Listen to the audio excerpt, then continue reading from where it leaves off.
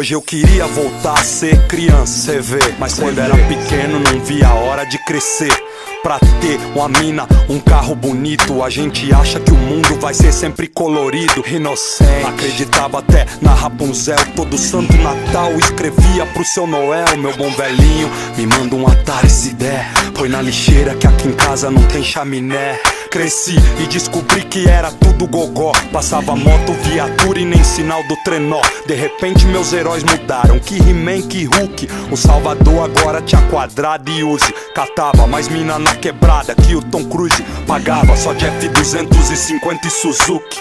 Até que um dia a vida provou pra mim que aquele cara não era tão herói assim. Quando eu me lembro ainda dói. Parece que eu escuto sua voz.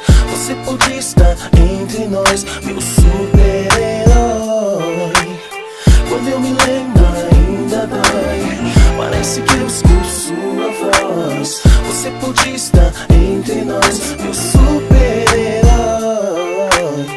Ia pro centro, ficava olhando os boot. No aniversário de 12 minha mãe me deu um quichute. Queria uma chuteira de couro do bom, mas era o que ela podia me dar, vendendo Avon. Firmão, eu vi o jogo pela televisão. Mais um que sonhava jogar na seleção. Minha diversão era os campinhos sem grama, as traves de bambu, as guerrinhas de mamona. E a TV sempre mostrava ao contrário. Não entendo, criança feliz tinha que ter Super Nintendo. Não tinha nada disso, só a liberdade. Os dois joelhos cheios de mertiolate. Na propaganda da Estrela, carrinho de fricção. Mas me contentava com a bola de capotão. E a vida passa como um filme que não tem pra alugar.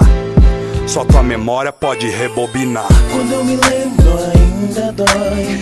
Parece que eu escuto sua voz. Você podia estar entre nós, meu super-herói. Quando eu me lembro ainda dói. Parece que eu escuto sua voz. Você podia estar entre nós, meu super-herói. Meu herói tava dentro de casa e eu nem via. Também saía cedo, só voltava à noitinha. Nunca fugiu da luta, não, sempre foi forte. Seu bate-móvel era uma barra forte. Carregava sempre a mesma arma, a marmita. O desemprego era o medo, a criptonita. Mas o super-herói operário conseguia sobreviver só com salário. Não usava capa nem tinha superpoderes, mas só que já me salvou várias vezes. Realizou meu sonho, aquilo sim que era herói. Fez várias horas extra pra me dar uma calói. Morreu me chamando de filho, era o meu velho. Ganhou pouco, mas viveu muito, sendo honesto.